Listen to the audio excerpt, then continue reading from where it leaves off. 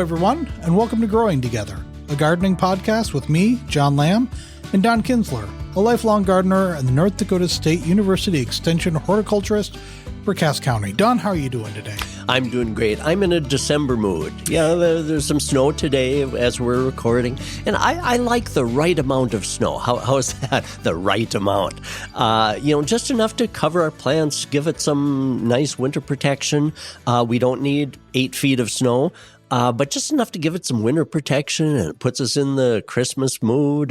And so I like some snow in December. Yeah, here we are. It's December 19th. We've got I would say probably our first maybe major snowfall of the year. We're expecting between 6 and 9 inches, maybe. Something like that. I hope it doesn't all blow off and blow away. And so far it's been kind of nice. So it's falling down gently. It's not whipping around terribly yet. Getting around's not too bad. So it is kind of that winter wonderland feel. And you do look out and you see. You can look out into your backyard or your front yard, and maybe there are still some bushes that are intact that you can see the snow's falling on it. It's a nice sense of winter calm. It is. I like it. I've come to appreciate the bare bones of shrubs and perennials. It's attractive against the snowfall. I've really come to appreciate it. Yeah, why not? Look for the good in it. Well, and while we're not able to get out in our garden and do digging and planting and things like that, we thought we would look back on what some of the 2024 trends of the year were supposed to be. Because this is an interesting time in December here, because we haven't totally left 2024 behind. We haven't left that gardening season behind. Because that's still fresh in our minds, and we haven't jumped into the 2025 gardening season yet. So it's that time we can kind of look back and see. And it is interesting, the trends that are always forecast, and each year I also write a garden column about the new trends that are forecast. But it's fun rather than just leaving the year behind. It is interesting to investigate, did those trends actually come to be? Yeah. And so it's a good time to kind of look back at that. Yeah. So we're going to check back on. Yeah. So how did the forecasters do? Well, we'll see. That's what we're going to do with this show. And we're going to start with maybe the most prominent prognosticator of all things home and garden, and that is Martha Stewart. I love Martha Stewart. So we're gonna read her list of we're gonna go over her list from 2024. We'll read what she said about each thing, and Don's gonna kind of chime in on what he's seen, and then after we're done, if there are some things that Don saw on his own list that Martha didn't cover because she's writing nationally, Don's writing more regionally, we're gonna talk about that. Before we do, I got to tell you a quick little story about Martha. A couple of years ago, she always puts out a Christmas gifts for gardeners. Okay, and oftentimes too, and we've talked about Christmas gift for gardeners. Well, a couple of years ago, she had the top of her gardening list for gardeners, Christmas wish list, was a secateur, or maybe it was called secateur. Secateur. And I thought, well, what is this? I've never heard of it. What is this new thing? Well, it's a pruning shears. Oh. It's just another name for a pruning shears. But leave it to Martha to come up with a French-sounding name for a pruner. And right. So anyway, I love Martha. And here we are, we're thinking shears and pruners are a secateur. It's not like we're calling them garden scissors, but then she comes up with more of a finesse So name. I'm curious here to look back and see, okay, what did she kind of prophesy that the trends would be for 2024? And let's see if they came to fruition. Well, let's jump in with the first on her list here. This is Martha Stewart's list of things, trends for 2024. She says sensory gardens. And that makes sense. So let's see what she said. This year, expect to see landscapes that are more than just something beautiful to look at. Sensory gardens, which are meant to stimulate all 5 senses, are a trend that is currently on the rise. This gardening style is designed to help you better connect with nature, as well as promote mindfulness and reduce stress. From the sound of a bird bath to the touch of ornamental grasses, there are plenty of ways to stimulate more of the senses when meandering through your garden. Yes, and I think that is a trend that was fulfilled this year. One thing that comes to mind is the continued increased use of water features. Like I think she mentioned there may be a bird bath that has, there are kind of bubbler bird baths or water features. I'm going to add one. So I guess I'm a year late because I'm going to add it this coming next year. I want a little fountain in our landscape so that I can hear the trickling of water in that. So the sensory garden and fragrant type flowers and shrubs, to have the sense of the aroma and things. And so, I think she's absolutely, and of course, these things aren't limited to just 1 year, right? But 2024 was actually, a very sensory type year that. Yeah, and I think it's important to say where, as opposed to maybe fashion and trends like that, gardening doesn't go out of style. We don't turn on a dime, that's for sure. No, plants don't go out of style. You may see more some year than other years. There may be moves to do some things. But sensory gardens is something that we don't have a huge space to do that. But we're looking to add some lavender next year along our walkway for that idea that as you walk in, they're nice, they're a beautiful plant, they're colorful, but then they kind of will sway a little bit, but then the aroma will be really nice. Exactly. Do you like wind chimes? Along with sensory, the wind chimes. Yeah, we don't have any, but that's an idea. Yeah.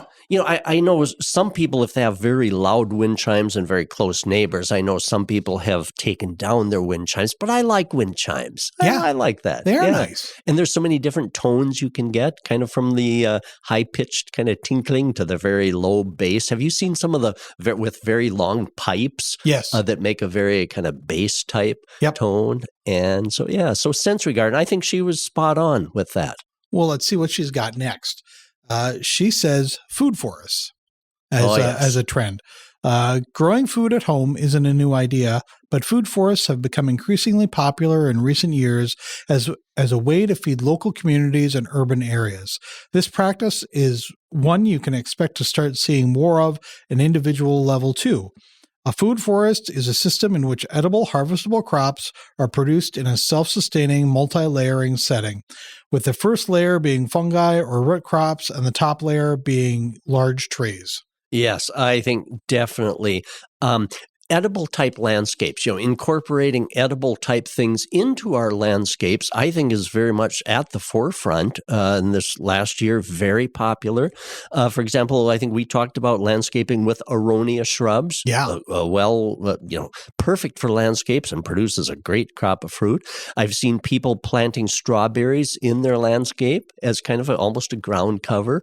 And so I think definitely. I like her words, an edible forest. Yeah. When the image that comes to my mind is, gosh, I'd kind of like in our backyard, I'd like to have a forest of things that I could wander through and eat. So I like even her term, the edible forest. Well, and on a larger scale than just an individual garden, the garden in North Fargo, Yes. Yeah. The Northern Plains Botanic Garden Society has, exactly, and it's called Edible Forest.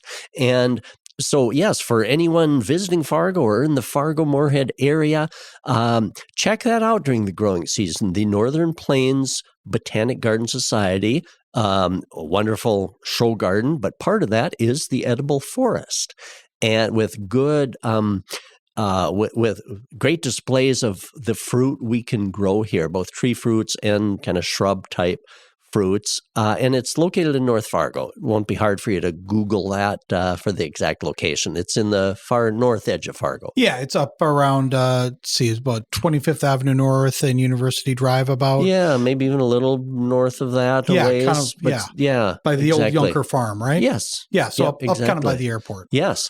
And so community fruit, we're familiar with community gardens, but community fruit orchards are becoming more of a thing too.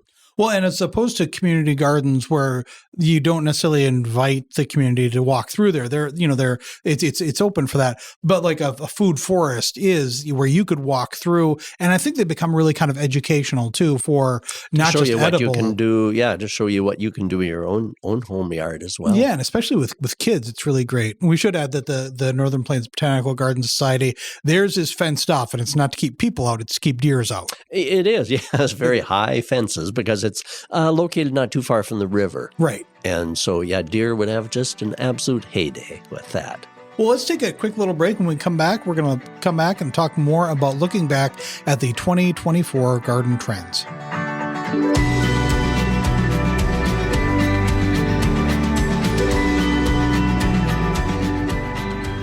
Get 3 months of local news for just 99 cents a month. You'll get unlimited access to the news you need to stay engaged and connected to your community. Visit inforum.com/subscribe now to get 3 months of local news for only 99 cents a month. All right, we're back and we're taking a look back at at what Martha Stewart, that kind of domestic goddess that is Martha Stewart. So far, I think she was right on with the trends for 2024. There's a reason she's a domestic goddess. She knows her stuff, and she does. She brings all these things together, and if she is a trendsetter, but she also knows what's coming. So far, she forecasted pretty good. So, what else she got? Well, she says Gothic gardens, and she says this year expect to see landscapes. Nope, that's the wrong one there. Sorry about that. When you can still while you can still expect to see colorful, whimsical gardens in 2024, moodier, dramatic palettes are also experiencing a surge in popularity. Gothic gardens designs is a trend that's expected to dominate landscapes this year, according to a trend report by Garden Media. To lean into this movement, consider growing plants that bloom in dark hues and incorporate Gothic-inspired statues and pottery in your garden. Yes, now this is a fascinating one. And each year when I write the forecast for the upcoming year, one of the sources that I cite is the Garden Media Group, who surveys garden centers and home gardeners, et cetera, and kind of comes up with forecasts for the next year. And yes, they did a forecast for 2024 that there would be kind of a darker feel. And in fact, they indicate what they call tombstone tourism. Oh, going and touring a cemetery. Yeah, some cemeteries are really, really well planted, and some of the most beautiful trees, shrubs that I've ever seen have been in cemeteries. And of course, so they say that same feel. Some people are actually planting into their yards, such as black roses. Well, by the way, that one's not fully hardy, so I'd maybe skip that. But there are black iris. There are black gladiolus, and so the Garden Media Group talks about as delight in the dark, a kind of a Victorian theme, kind of the Gothic type thing. So now I've got to admit, I don't think I saw a whole lot of that. Now I know touring, cemeteries is an actual thing ongoing, but have you seen anybody planting kind of their whole yard kind of dark? No, but we did talk about this around Halloween. We did a show where we talked about kind of like spooky planting, spooky plants and spooky planting. And a lot of those, what I think we saw too, a lot of those were house plants that various media had suggested, or things like that were kind of house plants. But out in the yard, I haven't seen so much, but I like this idea of a black iris, because that would be really kind of nice, because that would be a distinct pop, something very different from the other irises. And you put that in your garden, and you're going to have that. We've got some things that are kind of like a dark red or a dark brown, like snake root is one that's kind of a nice darker one. Sure. It's not black, but yeah, you can get some.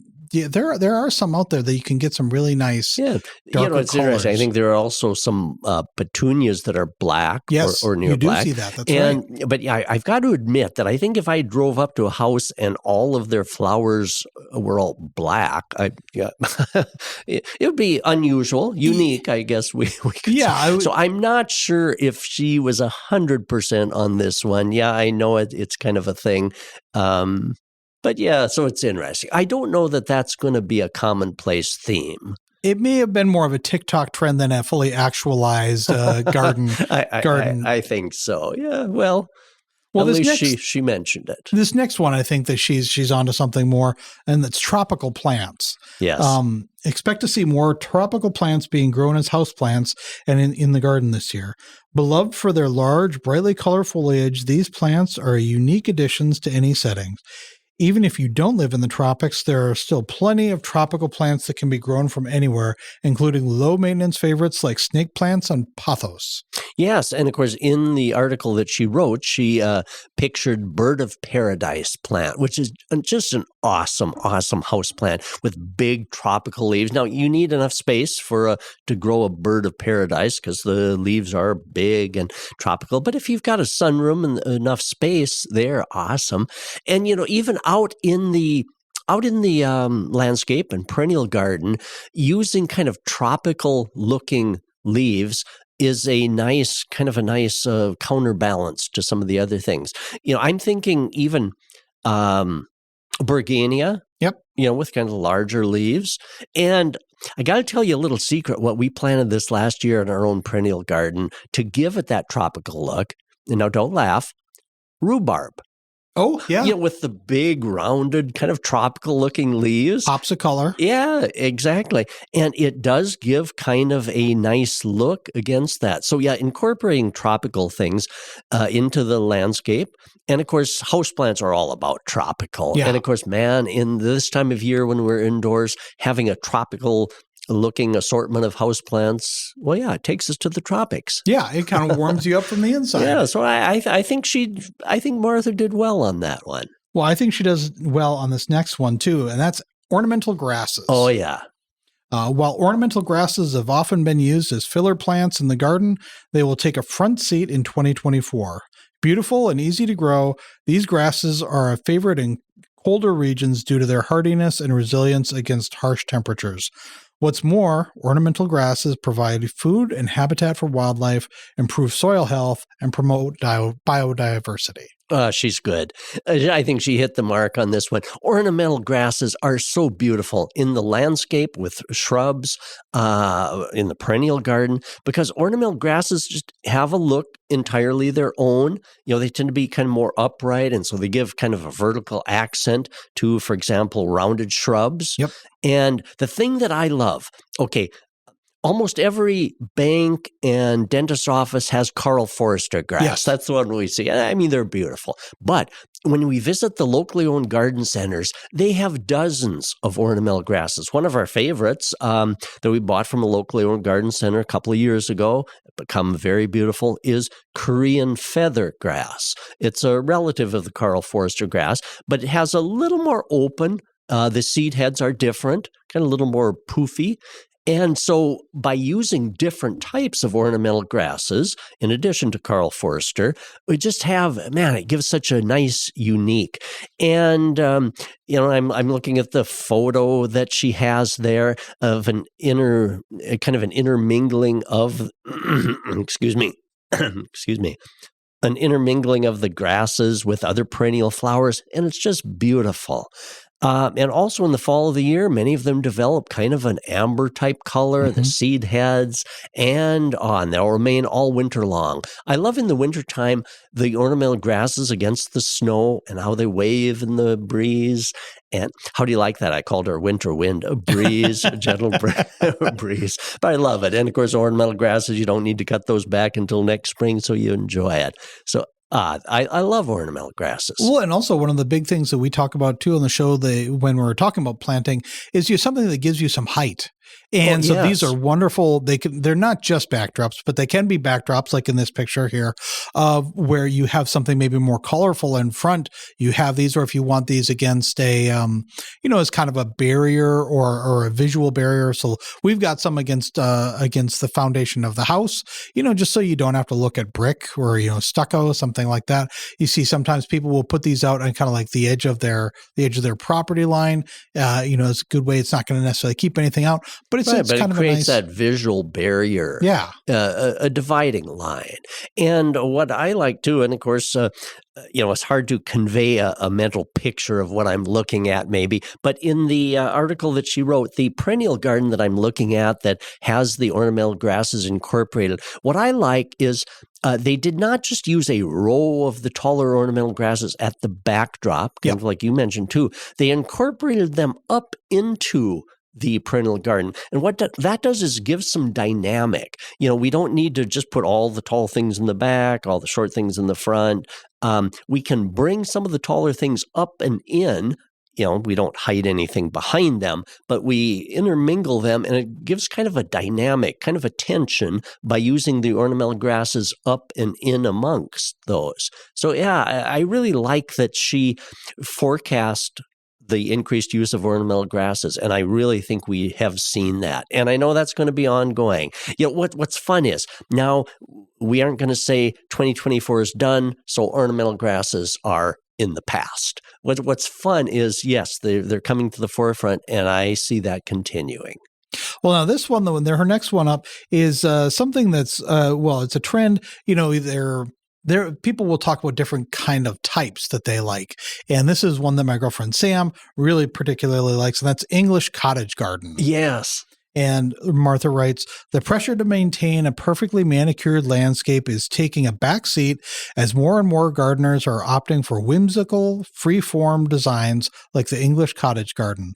Think unfussy wildflowers, romantic arbors, meandering gravel paths, and mixing and matching plants and styles in a way that feels natural and whimsical, says Zoline Quinde, the head horticulturist at Yard Zen. Oh, yeah. So rather than some of the kind of the strict landscaping guidelines, the English cottage garden is it's classic, isn't it? Yeah. And now one of my world favorite landscape designers from Holland, Piet Oudolf. He's just famous worldwide, and he's created wonderful gardens in the United States. And some of those would kind of fit into that English cottage garden. But his trick is they're very carefully orchestrated to make them look like they're not orchestrated. So an English cottage garden, even though it looks like we just took a handful of seeds and flung them out there and let them grow, well, plants don't always do that. The weeds grow and, exactly. So what he does is he carefully orchestrates so that these things will be, side by side so that it will look almost like nature perfect, but he orchestrates that. And I think that is the key to a good English cottage garden. Intentionally carefree is kind of what perfect. It sounds like. Exactly. So that you actually, because if you just flung out wildflowers, well, some things grow a little more than others. And, so that orchestrating it, I think, is important to give us that look. But man, a well done, nicely done English cottage garden is, that's a wonderful style. Well, and I'm happy that that's becoming increasingly popular. Well, here's kind of another that may be contradictory or may play with it. And this is another trend that she's got. It's number 7 on her list, maximalism. Ah. And now, what does she mean by maximalism? Well, she said, because I hear minimalism a lot. So what does this mean? While maximalism has been an indoor design style for decades, it's finally having a moment outdoors too, says Quindoy. This trend is all about creating landscapes that are energizing, vibrant, and fun. She says it might play out as eclectic and wild perennial filled meadowscape or a layered hillside tropical garden paired with playful handmade tile for hardscaping. No matter what look you're going for, color, volume, and texture are key to a successful maximalist garden. So, I mean, it's not just, she's not just saying a lot, not just pack everything in, but I think it's things that may not necessarily match and things that may not be as cohesive as an English cottage garden, but it almost sounds like gardening by force. It's a big statement. Yeah, exactly. No, and a couple of minutes ago we were talking about ornamental grasses and how if you kind of strategically place them kind of in amongst, it causes a dynamic type thing. Yeah, I see that kind of being related to this, that things that, I don't want to say they're in your face because that sounds negative, but things, a water feature, bright colors, these different things that kind of engage you so that you're not just maybe just looking at it, but things that actually hit you and so that you're engaging in it. So maybe it's bright colors, maybe it's some focal type plants, maybe it's some features in it, and so it kind of brings you into it. So, yeah. Well, I think most of the things that we're looking at that she's talking about, and when we're talking about gardening, I think it's kind of important too that there's basically there's formal gardening, or like that you would expect to see like at a palace, right? Sure. Where everything is very clean and it's like clear rows of very colorful things.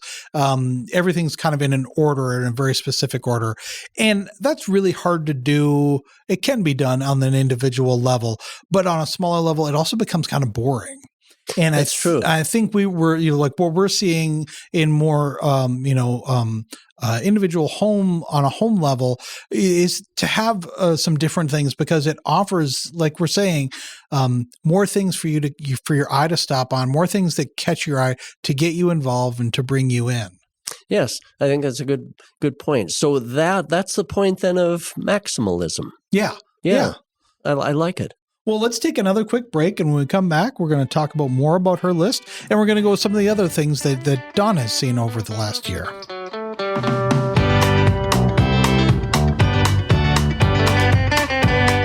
If you're loving this podcast, be sure to check out our full lineup. From news and local politics to sports and true crime, find your next great listen right now at inforum.com/podcasts. That's inforum.com/podcasts.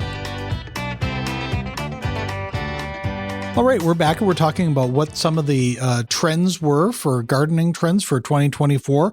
We're going off the Martha Stewart list because Martha knows everything when it comes to the home and garden. Number 8 on her list were grass lawn alternatives. She writes, while many gardeners are opting for alternatives to traditional turf lawns as a way to cut back on water usage and make their landscapes more eco-friendly. Coming off another extremely hot summer, sprinkled with news of monarch extinction, extreme water restrictions in the West, drought expanding to new regions, and more, homeowners all over the country are proactively seeking out sustainable design solutions for their yards, Quinn Doy said. This is Quinn Doy's reference that she uses throughout this article that we're reading from. We'll continue to see homeowners who want to reduce water-intensive lawns and replace them with alternative species like clover. Well, I can speak from my experience that is right. We're doing sections of our lawn in clover, and it's working. Here under all this snow, if we were to push the snow away, that's going to be green clover under there. It's really nice. Yeah, so I think she did. She forecast well on this. 2024 did see an uptick in kind of trying some alternative type lawn things. In this area, we heard a lot about bee lawns. And, intermixing in your lawn, other things such as the clover. It's interesting. I always enjoy talking about clover type lawns because in the 1940s and 1950s, having clover in your lawn was considered an elite thing. It was good. Grass mixes oftentimes had clover in them because of course, the clover. The roots fix nitrogen and help feed the grass, and they just play together well, and it's awesome. So I grew up with clover in the lawn, and I like clover in our own lawn. And sometimes during drought, the clover is a lot more green than my grass is. And there is even, I know the Scott's company sells a clover that is kind of especially tailored to replacing a lawn, almost a very fine clover. And that works quite well. So yeah, I think she hit it. Yeah, and for maybe on her 20... I can't wait to see yours this coming year. Yeah, this will be the second full year. 2025 will be the second full year of it. So yeah, we'll see how it comes in. So I think while she had this on her 2024 list, I think it'll be around for a while. I think it will. And what she wrote about that, the clover or that alternative lawns. That really feeds into her next one, which again, we can talk about is for sure she was spot on, and that's pollinator gardens. Oh, yes. Pollinator-friendly landscapes provide food for essential pollinators like bees, butterflies, moths, hummingbirds, and even bats, she wrote. I'm not sure if it's supposed to be bats. I can't imagine Pat's with a P.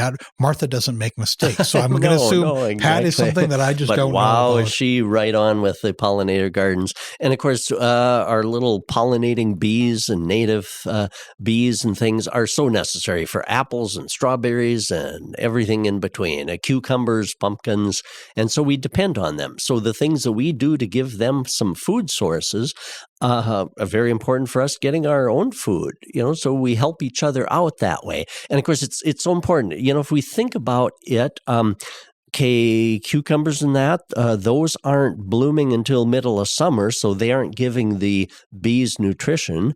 It's nature's so fascinating. You see, we give the bees pollen, nectar, and things with things we plant, and in turn they give us food. They do the pollinating, so things turn into apples and all that.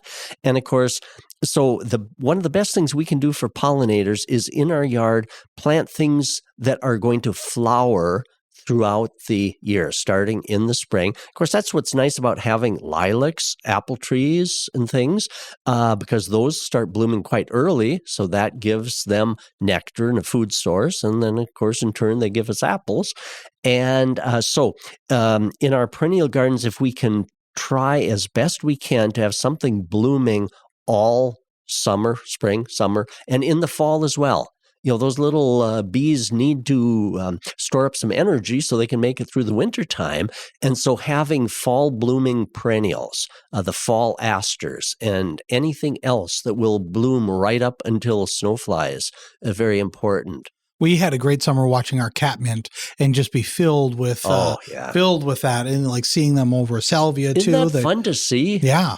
The thing that I love too is those little pollinating bees. They're so busy and they go about their work. I'll be weeding and doing things right beside them, and I've never once gotten stung by them. Now, these nasty hornets and yellow jackets in the fall, that's another case entirely, but they don't do very much pollinating. But, the little busy bees, they just go quietly about their work and they don't bother me. And so I love that trend. I love that trend that we're helping them out and they're helping us out, the little pollinators. Yeah, and again, that's probably another thing that while she's got it as a trend of the year, I think I think it's here and it's going to be around for a while. It's not a trend. I don't think It's not a fad, I should say.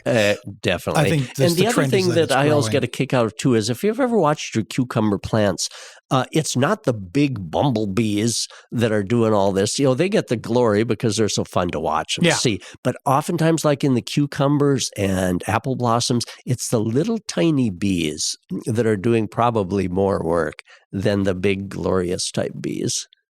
Well, number 10 on her list, meadow lawns. And so she wrote, meadow lawns prioritize native and pollinator plants to create a garden that is water-wise and supports biodiversity. This growing trend is desired by many gardeners thanks to its natural, unfussy, and informal nature. These styles flavor soft and wild ornamental grasses like silvergrass, lomandra, and blue fescue, which give you an organic look that requires little upkeep. The meadow lawns, that's kind of... Yes, and the use, I think a key word there is native species. So, although maybe some of our lawns aren't maybe being turned back into native grasses as quick, but the use of native shrubs in our landscape, native perennials, and of course there's a reason why they're natives is because they've learned to, they adapted with our weather. So they're usually drought tolerant and winter hardy. And so the incorporation of different types of, especially perennials, natives and things, and of course our native pollinators originated and evolved with these native plants too, so that all goes hand in hand. So again, if we do have long-term droughts or dry spells, native plants tend to be more adapted to that as well. So I think too we're going to see the increased use of that. So I'm glad she mentioned it. Well, so Don, you did a 2024 kind of forecast look too. How much of hers crossed over into yours, and do you have other things that she didn't talk perfectly? Because she does mention like the Garden Media Group, who I draw from too to see what they're forecasting. So her list and that list meshed perfectly. One thing that the Garden Media Group does that Martha didn't mention is they come up with a color for the year. The color of the year, the color for 2024 was cyber lime, which they described as punchy near neon that exerts and energizes the body and mind. Well, that's quite a color, isn't it? The hyper bright green signifies a powerful connection between nature and technology, according to.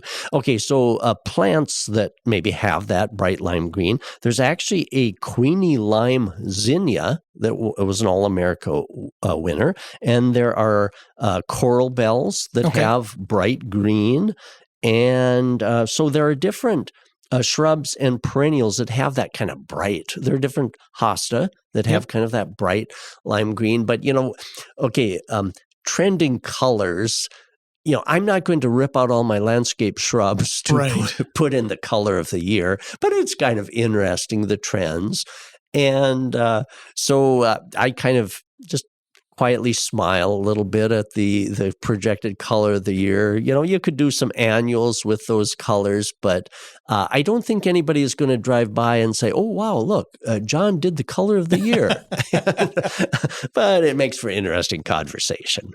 All right. Anything else that you want to point out from your and we should say that I think in 2025, here in early 2025, maybe we'll have somebody on and we'll talk about maybe some of our own what looks like the upcoming trends. Yeah. And what I really liked, and it's been fun to go back over what Martha mentioned, because I think they were very sound trends. It's kind of reassuring to see that they weren't just all wet. Right. It's kind of nice to see when they're forecasting these trends, because there's reasons why they're forecast trends, because there's some important things there that so I'm happy to see. So, the color of the year, I can take or leave that, but the rest of the things I really think were quite sound. And so it's nice. I like to review them and say, yeah, there was substance there in the forecasts.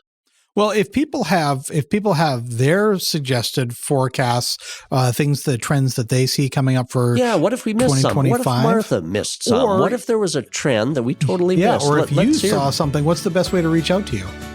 Email me, Donald.Kinsler, spelled KINZLER, @ndsu.edu. And so, if Martha or we missed a vital trend for 2024, let us hear about it. I'd enjoy hearing. That'd be great. Well, Don, you have a good holiday season. You have a great holiday season. It's all a Merry Christmas to everyone. And thanks everyone for listening. And thank you, John. Always interesting visiting with you. All right. Take care.